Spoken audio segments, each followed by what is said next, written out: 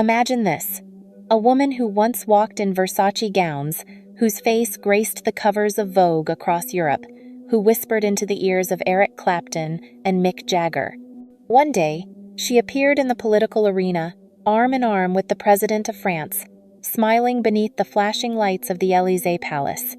Carla Bruni, the sensual icon of the 1992nd, made a dramatic turn rarely seen in fashion history, from international supermodel to first lady of a global power.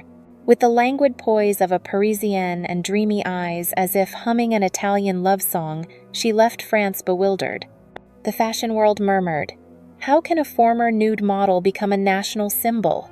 Politicians scoffed. The press scrutinized her every step, and old photos were unearthed like scars that refused to fade. Yet paradoxically, Carla Bruni only became more captivating. Because behind the elegant Dior dresses was an extraordinary story. A girl born into aristocracy who climbed the peak of fashion, then fell in love, with music, with men, with politics. A woman who never stood still inside any mold the world drew for her. Carla Gilberta Bruni Tedeschi was born on the 23rd of December, 1967, in Turin, Italy, into an aristocratic Italian family with deep artistic roots. Her father, Alberto Bruni Tedeschi, was both an industrialist and a composer, while her mother, Marisa Barini, was a celebrated concert pianist. One might imagine Carla's life would be a string of tea parties, piano recitals, and summers in a villa, but the reality was far more complex. When Carla was 7, her family fled to France to escape threats from the far-left terrorist group Brigade Rosse. This event cast a shadow of exile over her early years. Though they lived in a grand mansion on the outskirts of Paris, Carla never truly felt like she belonged anywhere. In an interview years later, she confessed, "I carry an Italian passport, but my heart is a wanderer." Her childhood was a strange blend of art and emotional void.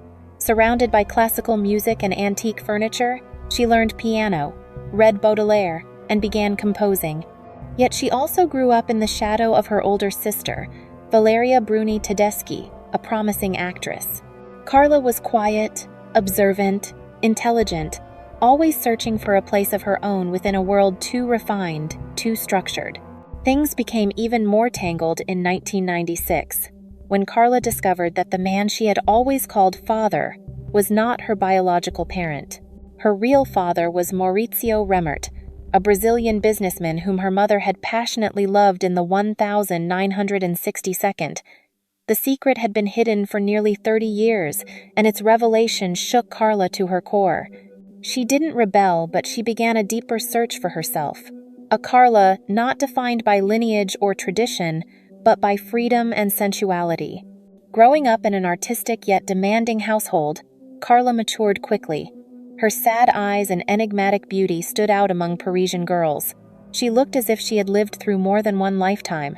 She attended a boarding school in Switzerland and later studied art and architecture at the Sorbonne, though she never felt truly at home in academia. During her youth, Carla took to the guitar, wrote her first songs, and embraced the blend of her passionate Italian soul and her cool French exterior. This mixture would later define her public image, dreamy and graceful on the surface, with fierce internal strength. She was not the poor girl who rose from nothing, but rather a noble-born woman in search of something worth living for. And that very quest made Carla such a unique figure in fashion. Not flashy, not loud, but introspective and complex, like a melody still waiting for its lyrics. Carla Bruni did not stumble into fashion by chance. It was as if she were answering a call from within. While studying art in Paris, she found herself increasingly disconnected from the dry theories of academia and the superficiality of student life. She often brought her guitar to campus, sitting alone in the courtyard, eyes distant, as if she belonged somewhere else. One classmate once told her, "You don't fit here, Carla. You should do something that lets the world see you." And so, almost on a whim, Carla submitted her portfolio to a modeling agency, not expecting much, just to see how far she might go. But within days, she received a call from City Models, one of Paris's top agencies. "We need to see you immediately. they said. "Your face? It's unforgettable." Her first casting was not a test. It felt more like a confirmation. Carla entered a room flooded with lights and cold camera lenses, but instead of posing awkwardly, she gazed into the lens as if whispering a secret. She didn't strike poses, she told stories with her eyes. The photographer said, "She doesn't need to learn how to walk the runway. The runway is part of her body." At first, the Bruni family was far from thrilled. Her mother, a strict pianist, was disappointed that Carla had abandoned university for what she called a superficial world. Her father remained silent. Only her sister Valeria, herself an artist, gave a quiet nod.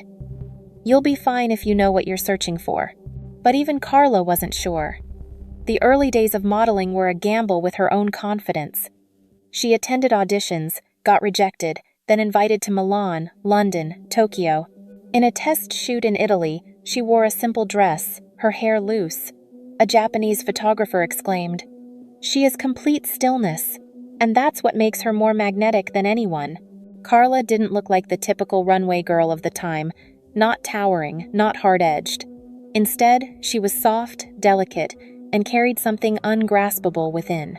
In a world of fierce glares and sculpted lines, Carla was like a sad poem.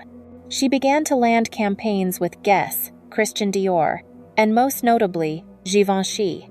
Her first billboard rose in the heart of Paris, golden lit, her waves cascading, lips parted as if mid-song. Parisians didn't know her name yet, but they couldn't look away. From a girl raised in the arts and emotional contradictions, Carla entered fashion not with recklessness, but with instinct. As if her body already knew how to move, how to be photographed, how to become a mystery. This wasn't just the beginning of a career, it was the birth of a symbol, Carla Bruni, who wouldn't merely walk runways but would step into music, politics, and the memory of a generation. Paris, 1990. A golden autumn afternoon filtered through the glass roof of the Grand Palais, where Versace was about to unveil its latest collection. Front row seats were packed with journalists, editors, and the world's top photographers. Then, the music began, a symphony of electronic beats that quickened the heart. From backstage, Carla Bruni stepped into the light. No one breathed. She wore a black, form-fitting gown, so simple it was almost provocative. Her brown hair fell loosely, and her eyes drifted across the crowd as if she hardly noticed them. Yet it was precisely that aloofness that held everyone captive. She didn't walk. She floated, like a dream gliding through the room. That show, Vogue Paris would later write, was a night stolen by Carla. From that moment, her career took off like wildfire. She became the muse of the fashion world's elite. Dior, Chanel, Givenchy, Christian Lacroix, Yves Saint Laurent. With every appearance, she brought something different, sometimes classic elegance, sometimes 1,960-second Italian seduction, and at times, an unfathomable mystery. Designers called her a fabric with feeling, because when she stood still, she still made a dress come alive. Carla didn't just conquer catwalks, she graced the covers of Elle, Vogue, Harper's Bazaar, Marie Claire. But unlike her contemporaries like Cindy Crawford or Naomi Campbell, Carla wasn't a symbol of strength or athleticism. She was the embodiment of reverie, a beauty that reminded people of forgotten classical music. Photographers adored her. Helmut Newton once said, "Carla Bruni is a spell. She stands in front of the camera as if she knows everything about you, and never says a word." Peter Lindbergh called her, "the most beautiful melancholy light I've ever captured." Carla was also among the first models to break the mold of the smiley, sunny fashion girl. She often wore a blank expression, her gaze distant, cinematic, like she was mid-scene in a noir film. No one knew what she was thinking, and that's what made her unforgettable. Off the runway, her life only added to her allure. Rumored romances with Eric Clapton, Mick Jagger, Vincent Perez swirled through tabloids. Yet, unlike many stars, Carla rarely confirmed or denied anything. She let the world imagine. In an interview with Le Figaro, she quietly said, I'm not a supermodel. I'm playing the role of a woman the world wants to see." At the height of her career, Carla began writing music. She would bring her guitar backstage to shows, playing soft ballads while other models got their makeup done. "Music," she once said, "is where I go when fashion becomes too loud." Her modeling career spanned nearly a decade, not explosive but exquisitely refined. She didn't need tabloid drama or endless endorsements to be remembered. Because for anyone who had ever seen her glide down a runway, her eyes passing like a silent wave, changing the air around her, Carla Bruni was unforgettable. While many supermodels clung to the glamour of runway lights, Carla Bruni quietly stepped into the shadows and then did something no one expected. She became a singer, songwriter. At a time when the world still hailed her as Chanel's muse, Carla sat alone in her Paris apartment, writing music with an old guitar, as if fame had never happened. In 2002, she released her debut album, Quelqu'un m'a dit, a French love song collection, bare and delicate, carried by her husky voice and fleeting melancholy. No one imagined a former supermodel could write lyrics like, "They say fate doesn't care about us," yet the album stunned critics and soared to #1 in France for weeks. The press called it a strange wind from a woman no one thought could sing. Carla never tried to become an artist. She simply was one. She refused large-scale promotions and noisy tours. When asked why she didn't leverage her fame, she simply said, "If I sing, it's because I need to, not to be seen." Even during her modeling years, Carla's mindset was strikingly different. She once refused a lucrative nude shoot for being too commercial, insisting, "A woman has the right to say no without being judged." In fact, she pulled out of a major global campaign because she didn't want to promote unrealistic beauty standards. "I don't want to be a role model for girls who have to starve themselves to feel beautiful," she once said in a rare interview. Not everyone appreciated that stance. The fashion industry, accustomed to control and perfection, sometimes labeled her unpredictable, too artistic, not marketable enough. But it was exactly this independence that made Carla Bruni who she was, a woman who allowed no one to define her but herself. She also faced criticism for voicing political opinions, especially after becoming France's First Lady. But even amid controversy, Carla never backtracked. In an interview with The Guardian, she declared, "I don't live to please the public, I live to feel true to myself." Her independence, her intellect, and her occasional provocations set her apart from traditional supermodel expectations, usually demure, photogenic, and compliant. Carla chose to speak, to sing, to step away when she wanted, to love without apology. When asked once about her modeling career, Carla replied, "I never really saw myself as a model. I just knew how to use my face and body to tell a story, but my real story, it's in the songs." In 2007, France was stunned when President Nicolas Sarkozy announced his marriage to Carla Bruni, former supermodel, singer, and one-time sex symbol. The whirlwind romance, after just a few months of dating, sent the media into a frenzy. From a discreet artist, Carla was suddenly thrust into the role of First Lady of the French Republic, entering a world of protocol, diplomacy, power, and relentless scrutiny.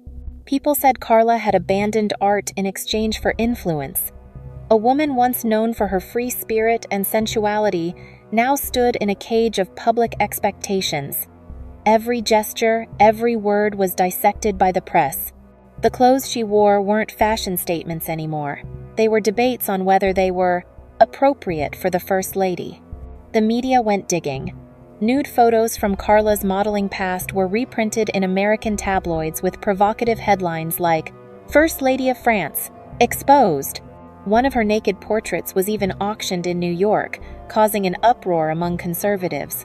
Her old songs, romantic, sultry, were dissected and condemned as unfit for her new role. Yet, through it all, Carla remained strikingly composed. She stayed silent amid the jeers, never issued a rebuttal, never asked for pity. But her music, once raw and intimate, went quiet. No more ballads. No more acoustic sessions. No more backstage guitars. It was as if the Carla Bruni, who had once whispered secrets into her songs, had gone dormant in the pristine gowns of the First Lady. After Sarkozy's term ended in 2012, Carla tried to return to music, but the atmosphere had shifted. Her new albums failed to resonate the way Quelqu'un me dit had. The public still recognized her name, but more as a political figure than an artist.